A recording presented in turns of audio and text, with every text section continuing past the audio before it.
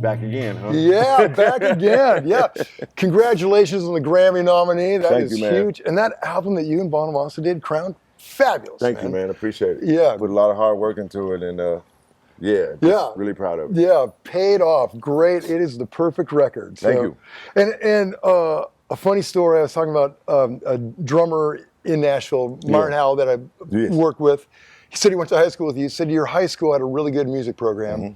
And they would always have like a competition, best musician. Yes. So one year you won for guitar, but you also won for drums. And Martin's a great drummer. He's an amazing drummer. But apparently you beat him. Yeah, man. I don't know. I mean, it was, it was really, really stiff competition, man. And, because back then I really wasn't at the point that I wanted my peers or anybody outside of the home to know about the guitar playing, for one, because, drums is what I had been in junior high school and marching band and symphonic and jazz band and all that sort of stuff. So that's how the whole drum thing came about. But I might have played something, if I recall, something that day on guitar or something like that wasn't really supposed to be, but it kind of, got out the bag a little bit that day. And that's how, I guess, Well, and then you were signed like just a year or two later. Right. Yeah, what a run, man. Yeah. So when you're drumming, are you left-handed? I play right-handed. Yeah. All right. Well, I'm there's very, no consistency. I'm very screwed up top, but it works for me. Yeah, it works. Yeah. Well, that's great. Well, hey, okay, so this is your signature guitar. Yes, sir. Which I think, I'm not sure if you had that one last time. It was the previous model. This one is this was unveiled within the last 4 to 6 months. It's just a little kind of slightly different design with the 3-hole thing, and sounds and plays great. Still got the Raw Dawg on the back. Yeah, love that. Boom, boom, boom. And as right-handed players, it also, I think they even make it to where the signature is the other way. Oh, really? For actual right-handed players. You know what I mean? So that's cool. They try to cater to everybody that purchased one. Yeah, that's great. And so you just went with one volume, one tone. One volume, one tone. I like that. Clean. Simple as easy. Makes sense. Yeah. Man. Pickup-wise, what are you doing? In here are still Jason Lullips. Yeah, great. Yeah, they sound pretty well. Oh yeah, Gets the job done. Yeah. So you're just touring with that one, and your one from and my other one here. Your old tried and true. Yeah, old tried and true. Yeah, but it has the maple neck, so just something for a little slightly different, but still configuratively the same thing. Just one has a maple neck, one has a rosewood neck. Yeah. It's a little bit brighter too. Oh, that's great. Do you find yourself just staying with one guitar for the whole show? Yeah, man. I mean, get on it? even though I have an array of guitars at home, I just go with, even if I come out on the road and I have 4 or 5 different guitars, it's rare that I'm not the type of guitar player that's got a different guitar for every tune. You know what I mean? Not that that's absolutely nothing wrong with that. I mean, it's cool. Certain things that fit certain songs. If I, necessity to switch guitars would be if I had one that I would use a drop detuning or something like that, and it's already done. Generally, I'll just detune right on the guitar that I'm playing with. You know what I mean? Take your chances. And or a baritone guitar or something like that, or obviously an acoustic guitar. You have that to swap back and forth with. But hey, man, if it's working, I'm gonna rock with it till the wheels fall off. Right. Well, okay, which is kind of an interesting question. This has got like so this is like a right-handed bridge. Yes. Flipped around. So when they do the right-handed version, do they put a left-handed bridge? Yeah, that was Oh, that's great. So it's up top like that. Yeah. Pretty, I love it. Yeah. I love it. That's great. That's great. So it gives you the same thing. That's great. Yeah. Okay, well that's easy enough. Yeah, easy enough. 2 signature guitars, and then going into a pedal board that really hasn't changed much. Not much, man. Not much. Except for the actual board itself. I looked on Amazon or something like that, and because my other pedal board was kind of, through wear and tear and stuff like that. And I like the wood grain perspective of it. Yeah, it's beautiful. And, dropped some Velcro on it and stuck away. You know what I mean? That's great. That's great. Yeah, I got some of the, similar pedals. Yeah, let's hear what... Basically the same pedals, exception of maybe 1 or 2, but kind of take us through it. So you're running a 1/4-inch cable into that wah. I'm running it into the wah. Right now I'm choosing to go cable wise. Generally I would be going with the wireless with the Shure floor model. Yeah. Yeah, they sound great. Which is great, man. They got the tuner on it, and it serves as when you hit the tuner, it mutes it and everything. So that's pretty cool. It's pretty convenient. Yeah. But for now, I'm just going through the cable through. Just basically, it's a Bob Bradshaw wah that. My good buddy Jimmy Dunlap over there, he knows that I kind of like my bling and stuff like that. Yeah. And I think the last time that we were together, I had the diamond crusted wah. Right. Yes. So, yes. So now I just got the regular old gold plated. You went from diamonds to gold. Yeah, man. Just all depends on how I'm feeling that day. You know right. Yep. Not exactly subtle. Yeah. Just go from a little bit, right.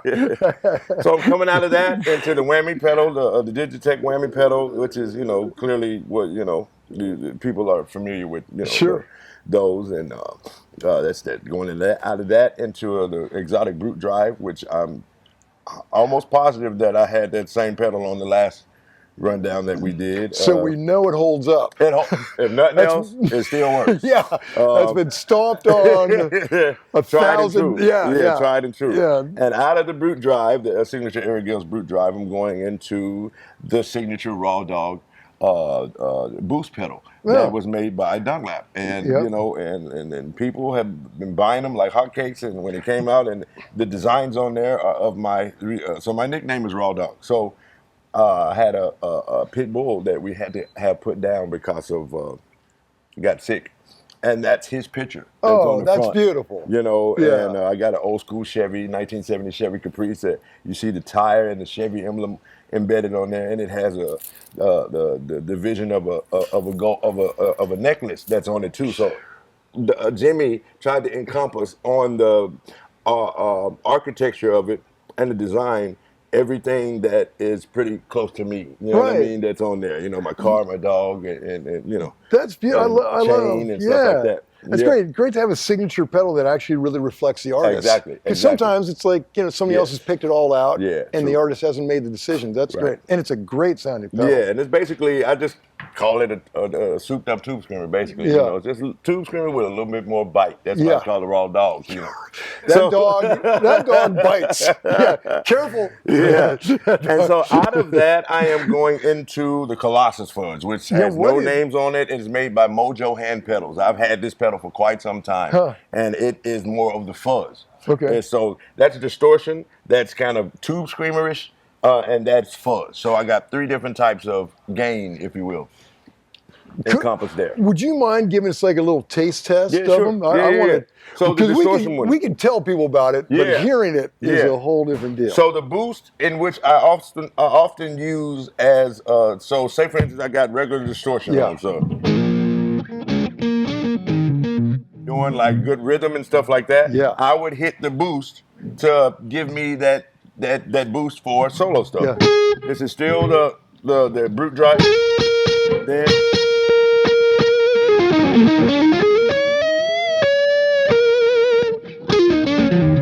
back to the rhythm, what I mean? It just gives it a little bit of ump. Oh, that's the magic. And that's when it's used with that, but used alone is.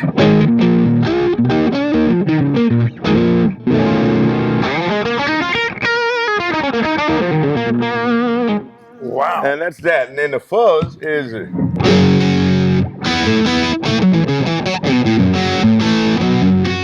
Which is a really dope, excuse my friend, pretty fucking bad song. Yeah, that's almost like that takes you to Eric Johnson land. Exactly. Yeah. I gotta have something that gives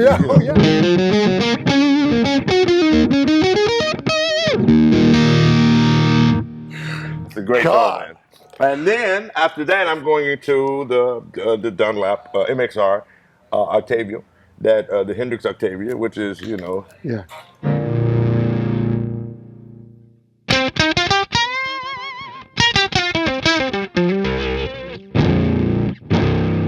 Wow. Now that's just that by itself, but when I run it with a pedal, it gives me that Darth Vader thing. Yeah.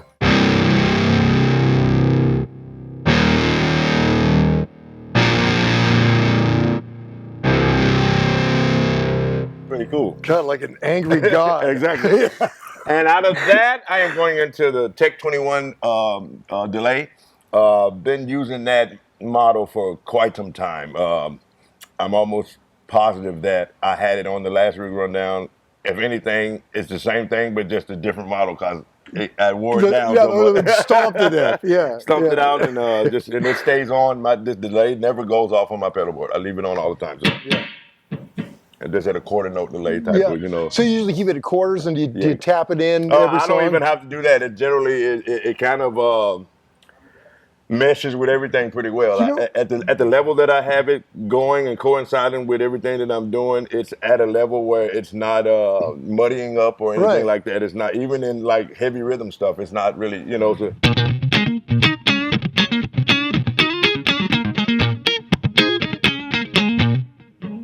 Yeah. You still hear the part. It's amazing. And it's not muddying it up or anything like that. You know, I noticed when we did Steve Lukather, he same thing. He didn't sync his delays, and it still worked out perfectly. Yeah. Like you could tap forever and never make it closer than what it was. Yeah, had. Without bothering it. Yeah. I don't know. Yeah. It's like the magic of music. It just works. Yeah. And it's in part him too. I mean. Oh yeah, that guy. Massive shout out to Steve Lukather. That's my dude, man. We were just together about a month and a half ago at the Satriani. Oh really?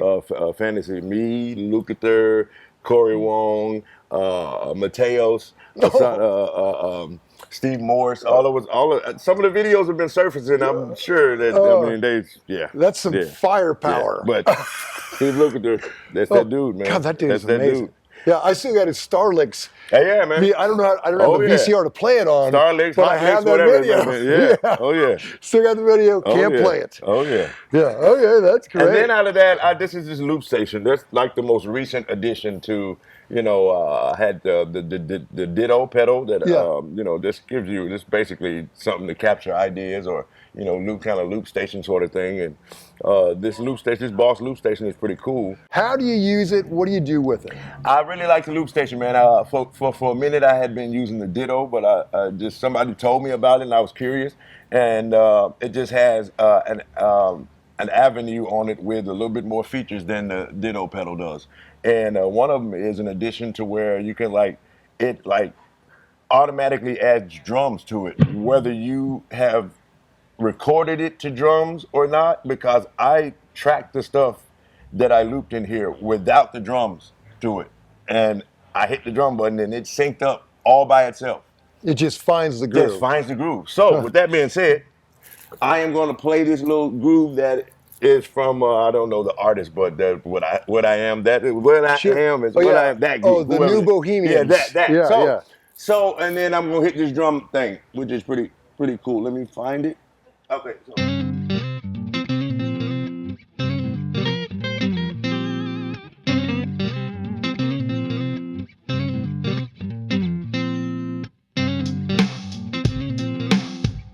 That's right up. Wow. Pretty cool, man.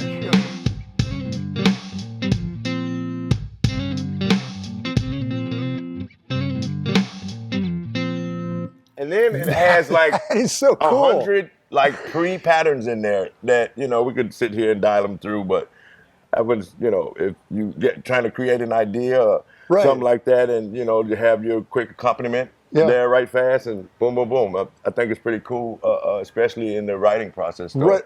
You're probably writing all the time. Hey, it's a tune in my head all the time. Right. So it helps for that. Yeah. And that's basically, there you have it. Okay. For right now. Yeah, it's couple pedals, couple guitars, massive talent, and a signature amp. Let's talk about this. So this same one from last time, right? Same one from last time. Okay, man. tell the people that haven't seen the last one, you should go back and watch that one. Shame on you. Shame on you.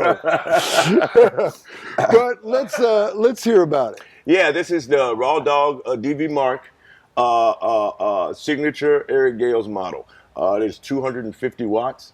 It's 2 preamp solid state power amp. So it's the perfect hybrid. Marco, the president of Mark Bass, is the inventor of this product. So DV Mark is the guitar brand of Mark Bass products. Excuse me. So we just got together. Excuse me. And he flew me and my wife over there to Pescara. And he said, Eric, I want to dial in a tone, and I'm going to make you an amp around it. What do you want it to sound like? So I was like, first of all, I want it to be super clean, and I want it to be just one channel because I let the pedals do the rest.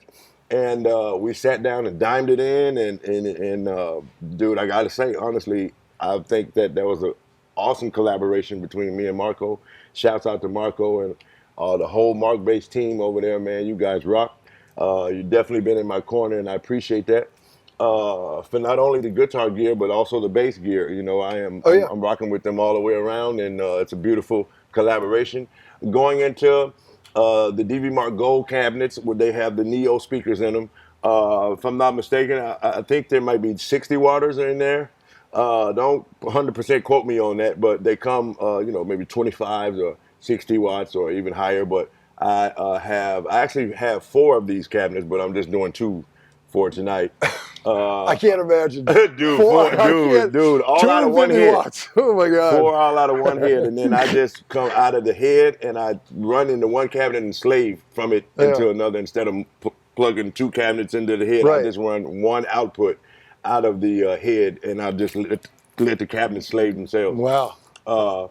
That's so when you're like a fly date, you just carry that if need be. Yeah. If need be. Otherwise, I just call Marco and tell him where I'm at, and I need it shipped there. And this is the most awesome company, man, that works with, you know, the artist and makes life really easy as far as, you know, out the country dates. And if they can get them there, they can get them there. And I've never ran into any problems out of my amp company, and I'm very, very grateful for everything that they have done for who Eric Gales is, and the Eric Gales brand, and just me personally, man.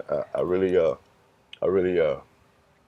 treasure the relationship with them. Yeah, well, that's beautiful. Well, you're gonna sell a lot of amps for them. That's all of this stuff, actually, that's the signature things that I'm talking about, is accessible to buy off of the website, which is ericgales.com. You can purchase the signature guitar, you can purchase the Raw Dawg pedal, you can purchase the amps, and several other things that we have provided on the website that, you know, merch-wise, that you can have access to. That's right. So it's one-stop shopping. That's it. That's it. That's it. Pick up some CDs while you're there too. Yeah, vinyl, double vinyl, everything, man. Got it all. Great. Yeah. That's great. So did Crown come out in vinyl as well? Yes. Oh, that's absolutely. Great. Yeah, double vinyl. It's a double vinyl, great. and the vinyl is actually gold. Oh, hey, wow. Yeah. Oh, yeah. God, that's great. That's great.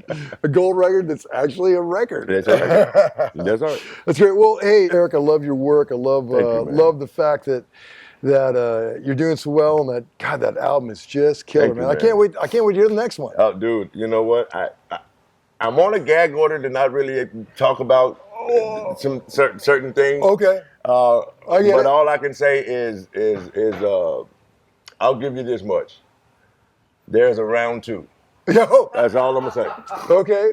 Great reference to that video of you and Bonamassa in the ring. That's all I'm gonna say. There's a round 2 in the works. What's funny, I saw you guys live doing this kind of battle thing before that. Yeah. And then to see it played out in the video is God, that was we great. just capitalized on it, man, you know. Yeah. And again, there's no winner. When I say no winner, in the sense of me or Joe, the winners are the people that watch it. You know what I mean? And there's definitely no competition. And there's a friend. It's just 2 friends having a conversation that so happen to be in a boxing ring. You know what I mean? Right. And you know, the winner is people that get to. We're the winners. You know, exactly. We're the winners. Yeah. Well, that's a beautiful collaboration. And Kim Mo was in it too. I mean, that's right. He was the announcer, right? That was the referee. Yeah, he was absolutely. And he played it right. Oh, it was an awesome time. We shot that video right here, man. We shot it right here in Nashville, as a matter of fact. Yeah. Kev's a Nashville guy. Yeah, so you know, it was fun. Well, hey, y'all. Till next time. Thanks so much. Stay tuned. Stay tuned.